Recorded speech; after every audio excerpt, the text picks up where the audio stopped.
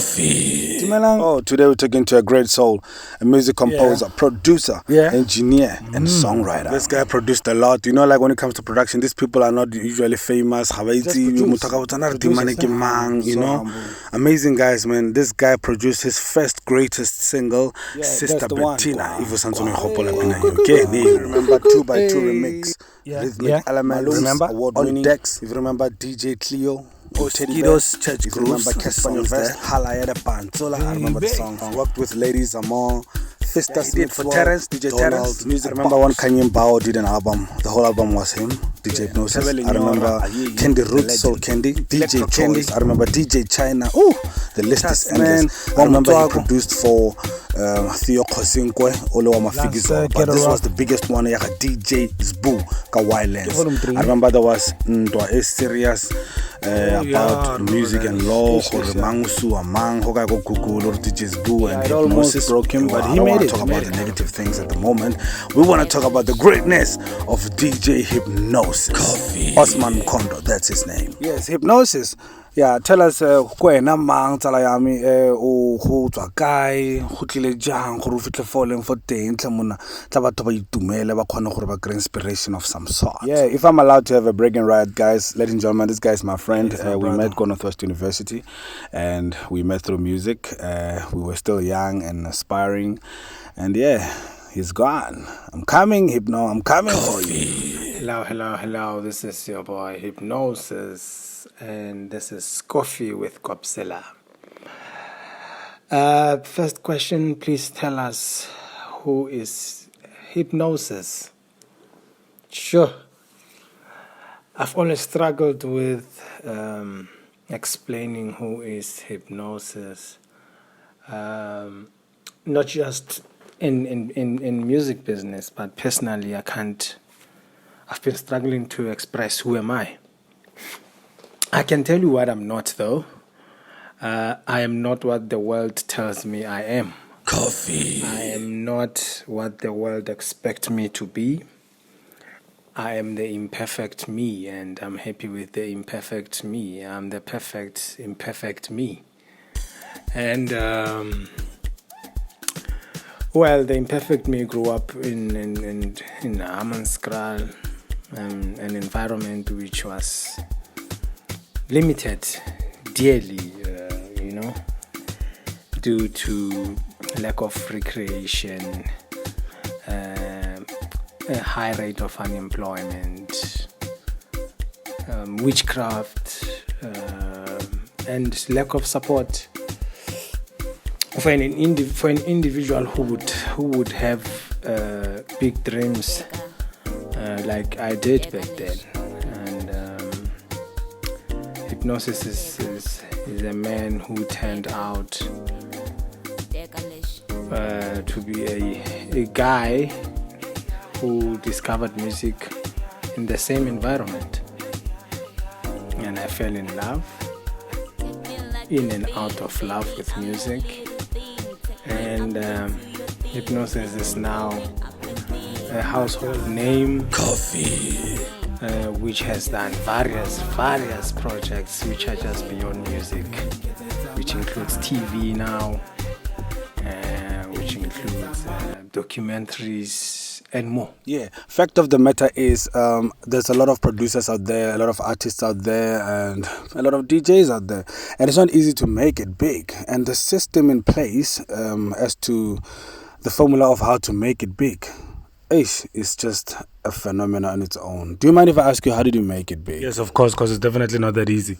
I mean, how many artists and producers are out there trying to make it, man? How did you do it, man? Some people kind of like the formula. I don't know, man. How did you do it? Industry, especially as a producer. Yeah. Okay. I was fortunate enough to meet a brother called Fistas Mixwell. Fistas was the first guy actually to give me a break in the commercial market when he was doing his album, the Mixwell album actually. And ever since then, the record label started hunting me down. I remember Soul Candy's Brett Jackson, the late Brett, hunted me down until he found me. And when I received that call, I was actually in a taxi from Rustenburg. I was in Rustenburg in the taxi rank in Rustenburg, catching a taxi to Pretoria. That's when Brett called me and said, "Look, we've been looking for you. We need you. We want you. Come see us." And since then, man, I've never submitted a demo. This is 2006-7.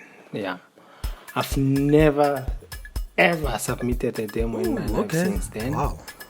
Yeah, labels have been hunting me down, and everything linked to the others. Sony found me through So Candy, Universal found me through Sony, Gallo found me through Universal, and you see that, and then it just expanded into something that I'm proud of now. And, Yeah, sure, of course.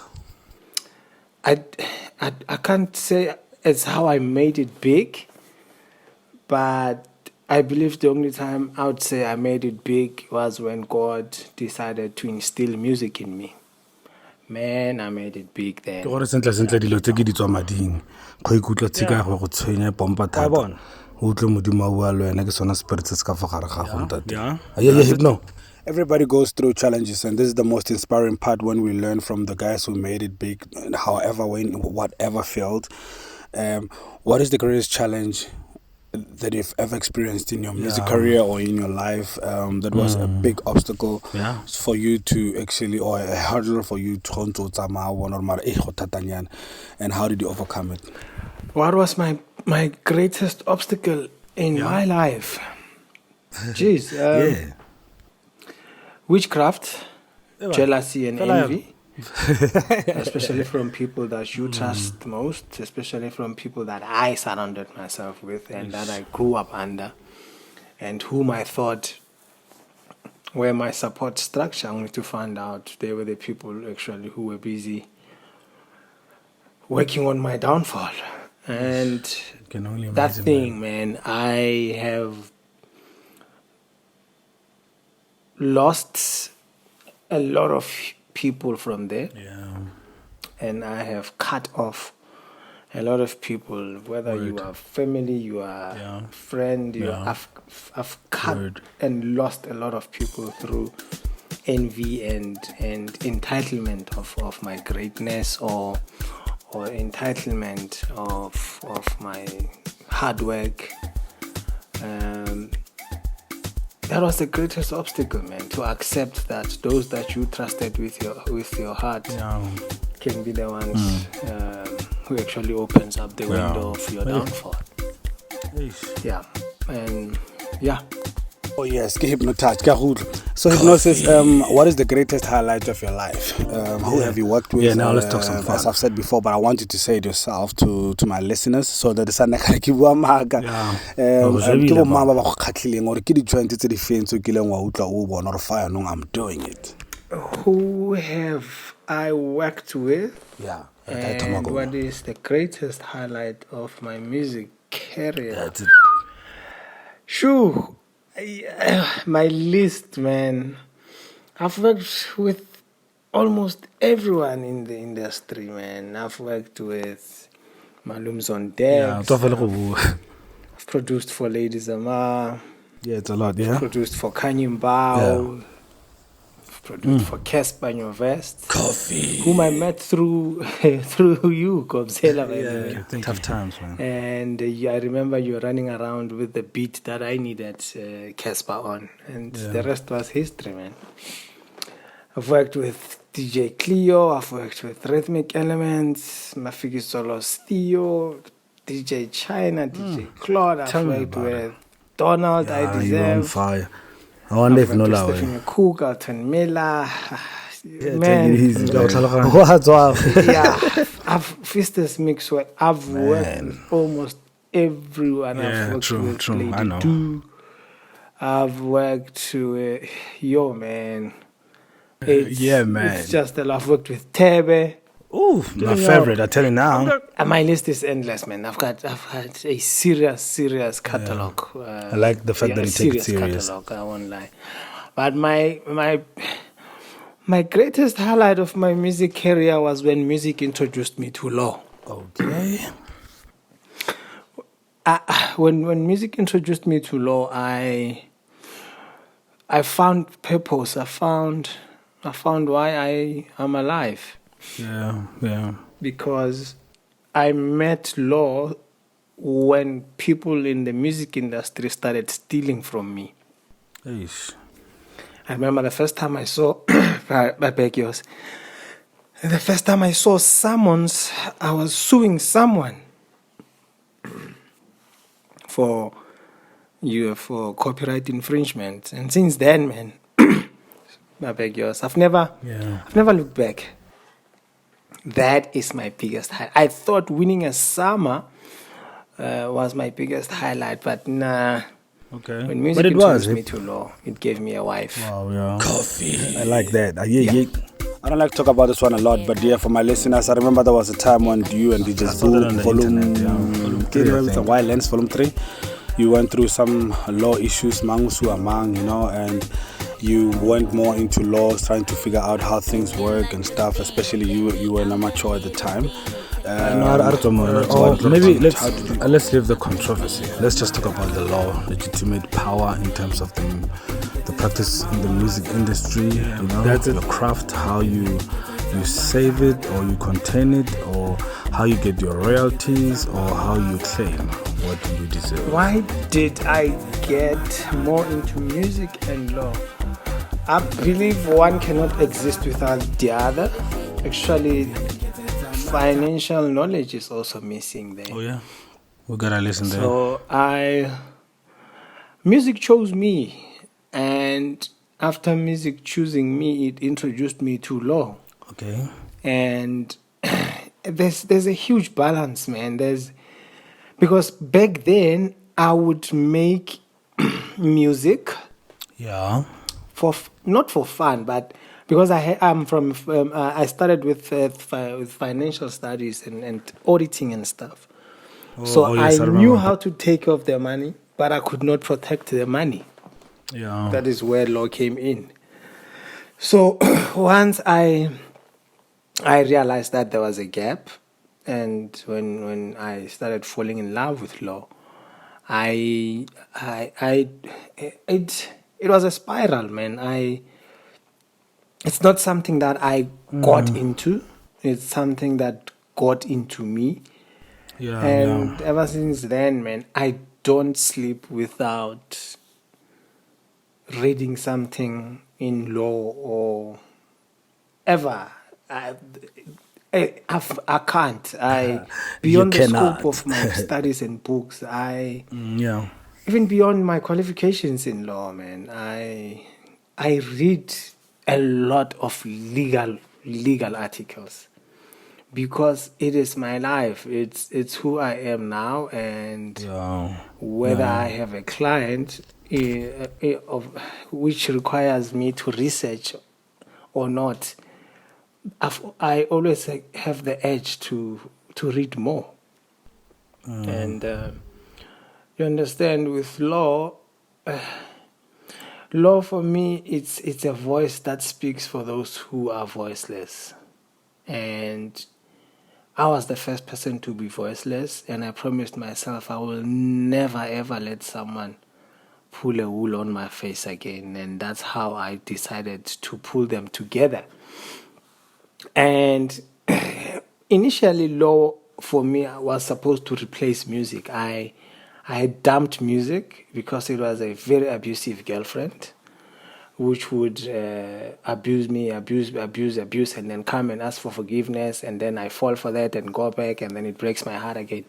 So I decided to focus on law. Unfortunately or fortunately, all the people that were coming to me to consult in law were people in the music industry or the showbiz or entertainment, in the country. Whether I've got more actors, I've got more record labels as clients, I've got more artists, and so that's how music and law got to marry each other.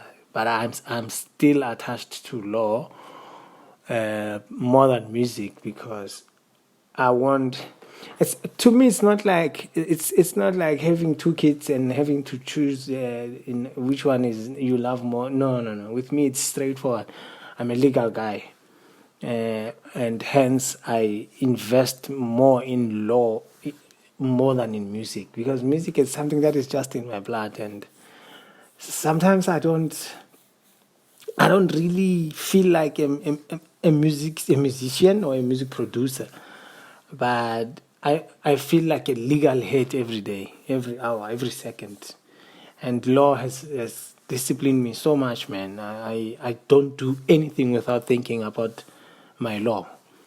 If you know what I mean, small things like arguing with people, or people who don't drive us the way we want to be driven. Yes. And before I act, I think if that is good for my profession, or that will affect my law more than music.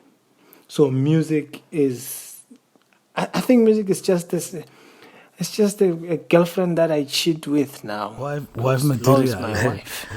And come to think of it, I actually Hypno posted you on Facebook, the poster, Instagram, and other social net platforms in regards to what we're going to be talking about today. And I kind of saw so many likes, man. You know, man, and I realized man. And there's a lot of people went on the WhatsApp, but this guy for so many years as a producer. I want to ask you, what would you say, or how would you like to inspire young and aspiring, especially black producers coming from disadvantaged backgrounds? I say to a young and upcoming producer or producers, my biggest motto in life is to turn talent into business. Coffee. So you can have as much talent as you can, but if you can't turn it into business, it won't sustain you. It's going to frustrate you. You're gonna be depressed, and true. So new ones or upcoming ones better learn how to turn their talent into business.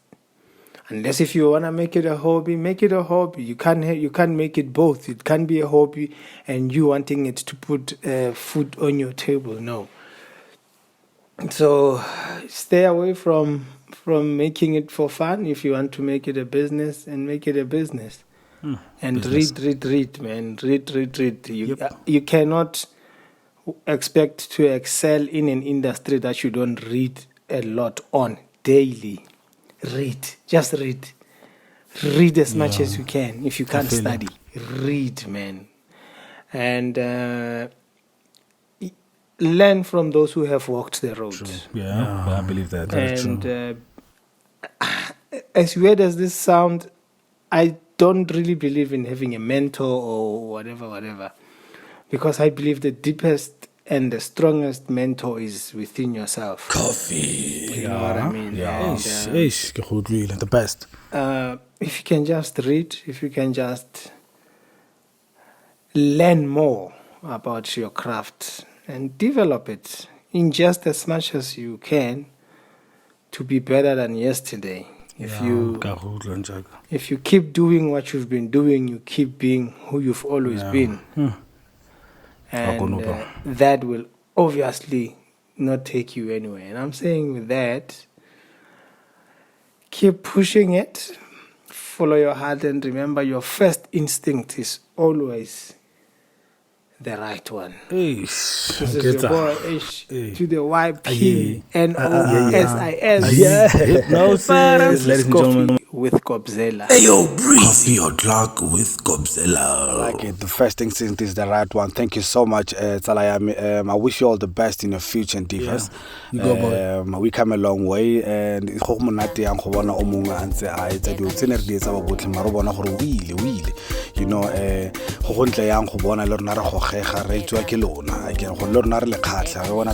that's it. Thank you, Hypno. Coffee. Ladies and gentlemen, coffee.